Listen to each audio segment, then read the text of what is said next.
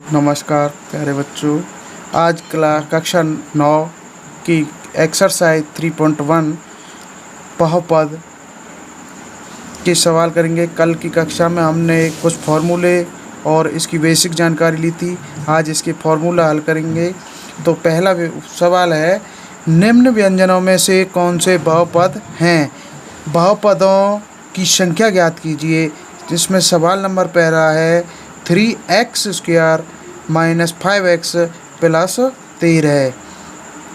बहुपद वो होते हैं जिनमें x की पूर्ण घात हो, पूर्ण माने पूरी घात हो, वही बहुपद होंगे। जैसे इसमें x की क्या है, पूरी पावर है। यहाँ भी x की कितनी है, पूरी, क्योंकि इसकी पावर कितनी है, एक कभी लिखते नहीं है, ये छिपी होती है। पर इसकी कभी भी 0 पावर नहीं होती, कितनी होती है, सदैव 1। तो इसमें लिखेंगे हल करने में x की सभी घात पूर्ण संख्या हैं, अतः यह व्यंजक एक चर बहुपद है। सवाल नंबर दूसरा, y² प्लस 2√3 व्यंजकों में y की सभी घात पूर्ण संख्या है, अतः यह व्यंजक एक चर का बहुपद है। क्योंकि देखो इसमें y का एक ही दे रखा है और इसकी भी घात क्या है, पूर्ण। इसमें तो कोई है नहीं चर, और तो ये कैसा एक बहुपद है। सवाल नंबर 3, इसमें y प्लस 3/y, अगर मैं इसको हल करें, इस y को ऊपर ले जाएं, तो y की घात कितनी होगी, y आदि 1/2। क्योंकि जब किसी का गुना करते हैं तो उसकी घातें हाफ होती है। तो कितनी है, इसकी पूर्ण घात तो है नहीं। यहाँ पर लिखेंगे, यहाँ व्यंजकों में पहले पद की घात 1/2 है, जो कि पूर्ण संख्या नहीं है। क्योंकि 1/2 क्या होती है, ये हाफ होता है, आधा। ये पूर्ण संख्या तो है नहीं, तो अतः यह व्यंजक बहुपद नहीं है। इसके और आगे के एक भाग और एक सवाल और खंड रह गया सवाल नंबर 1 का, तो वह स्वयं करना है। सवाल नंबर 2 पर आते हैं। इसमें निम्न व्यंजकों में प्रत्येक में x² का गुणांक लिखिए। इसमें क्या करना है, x² का गुणांक लिखना है। जैसे 3x² प्लस 2, तो इसमें x² के साथ किस संख्या का गुणा हो रहा है, 3 का, तो इसका गुणांक कितना हो गया, 3 हो गया। और अगर ऐसे लिखे रहेगा x² प्लस 1, तो इसका पूछे x² का गुणांक कितना है, तो यहाँ पर कितना होगा, 0 नहीं होगा। क्योंकि एक इसका हर एक संख्या का एक गुणांक होता है। क्योंकि जब x² के खंड करेंगे तो ये देखो 1 गुना में x²। अब ऐसे ना लिख के इसे क्या लिख देते हैं, सिर्फ x²। तो ये क्या हो गया, इसका गुणांक कितना होगा, 1। अब सवाल नंबर 1 पर आते हैं। 12 प्लस 3x प्लस 5x²। अब x² का गुणांक पूछा, तो ये कितना के हो रहा है, 5 का। तो इसका कितना हो गया, x² का गुणांक 5 हो गया। सवाल नंबर 2 में आते हैं। 7 ये दे रखा है, 7 माइनस 11x प्लस x³। अब देखो इसमें x³ है, x² तो है नहीं, और हमें क्या पूछा है, x² का गुणांक पूछा है। तो x² है नहीं, तो क्या हुआ, इसका 0 गुणांक हुआ है ना। जब वो संख्या ही नहीं है तो उसका गुणांक कितना होगा, 0 हो गया। सवाल नंबर 3 में आते हैं।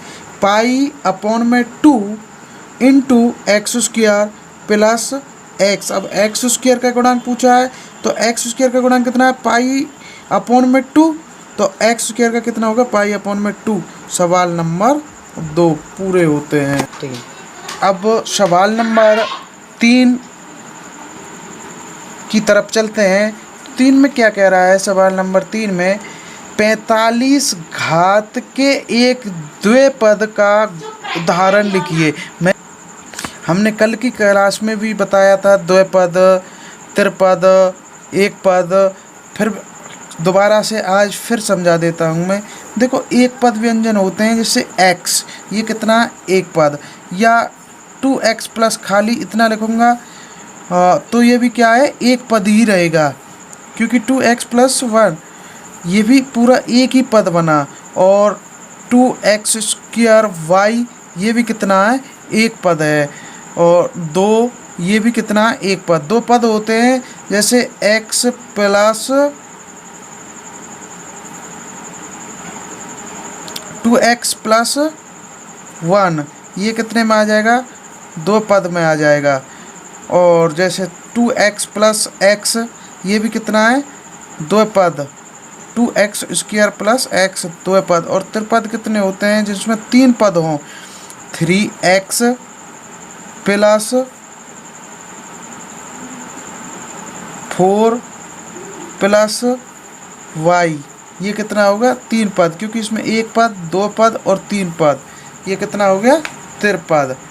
तो इसमें पूछा है 45 घात के एक द्विपद उदाहरण लिखिए। तो इसमें लिख देंगे x की पावर 45 प्लस 2x, ये कितना हो गया, द्विपद हो गया। अब सवाल नंबर 3 में कितना पूछा है कि 120 घातांक का एक पद लिखिए। तो 100x की का पावर कितनी लिख देंगे, 120, 120 घातांक लग गया। इसी प्रकार सवाल नंबर 5 और 6 आप लोगों को करना है, उनमें कुछ भी नहीं है, सिर्फ लिखना है।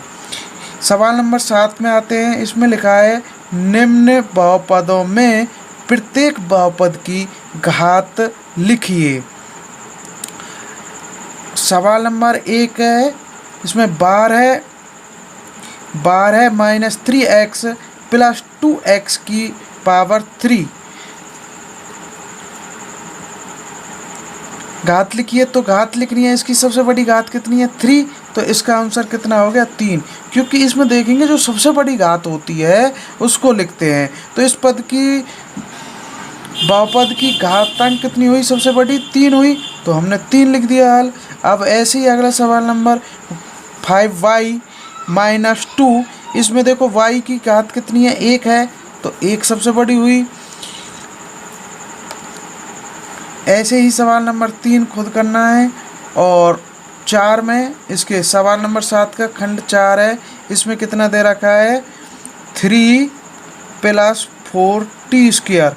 तो इसमें सबसे बड़ी कितनी होगी, t हुई ना घातांक, सबसे बड़ा कितना हुआ, 2, क्योंकि t की घातांक कितनी है, 2, तो सबसे बड़ी होगी 2 पावर। मैं आशा करता हूँ कि सभी की समझ में आए होंगे। जिसकी भी समझ में कोई चीज़ ना आए तो मुझे कमेंट करके बताएं। मेरे चैनल को सभी सब्सक्राइब करें, लाइक करें और शेयर करें। और जो सवाल नंबर 6 और 5 मैंने छुड़वाए हैं, इनको मैं अगली क्लास में खुद करके देखने, अगर नहीं आएंगे तो फिर भी मैं रिपीट कर समझाऊंगा हमको। p की जगह पर 0 रखने पर x की square minus x plus 1, x की जगह 0 रखेंगे, 0 का होल स्क्वायर माइनस 0 प्लस 1, 0 का होल स्क्वायर करेंगे तो कितना होगा, 0 माइनस 0 प्लस 1 बराबर 1 आंसर। इसके कितने आंसर आ गए, एक तो 3, 1 और 1 ये इसके आंसर हैं। सवाल नंबर 2 का दूसरा भाग, इसमें क्या है, P Y equal to Y plus 1 और y minus 1 into Y minus 1। अब इसमें p की जगह वैल्यू रखनी है 2, p इंटू 2 बराबर इसमें रखेंगे 2 प्लस 1, 2 माइनस 1 बराबर 2 और 1 3 इंटू 2 में देगा तो 1 बराबर 3। p1 बराबर 1 प्लस 1 इंटू 1 माइनस 1 बराबर 2 इंटू 1 में से 1 गया तो 0 इजिकल टू 2 गुना 0 करेंगे तो कितना होगा, 0। p0 equal to 0 plus 1 into 0 minus 1 बराबर, यहाँ प्लस 0 में कुछ जोड़ेंगे तो 1 इंटू घटाएंगे तो कितना होगा, माइनस 1। आंसर आ जाएगा हमारा ए की कमी माइनस, यहाँ क्या आएगा 1 गुना 1, हाँ 1, क्या आएगा -1। आंसर हुआ। आज के लिए इतना ही काफ़ी, आगे के सवाल कल करेंगे। अगर सवाल अच्छे लगे तो दोबारा बोलो। लाइक करें, सब्सक्राइब करें और शेयर करें।